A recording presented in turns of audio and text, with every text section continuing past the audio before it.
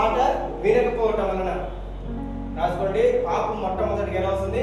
మనం దేవుని యొక్క మాట వినకపోవటం వలన మనకి ఏమొస్తుంది? రోగం వస్తుంది. రెండవది సైతాను వలన. దేని వలన? సాతాను వలన రోగం అనేది మనకు. సాతాను అంటే అన్ని రకములైనటువంటి సాతాను క్రియలు, మాంత్రక్రియలు, చేతబడి, చిల్లంగి,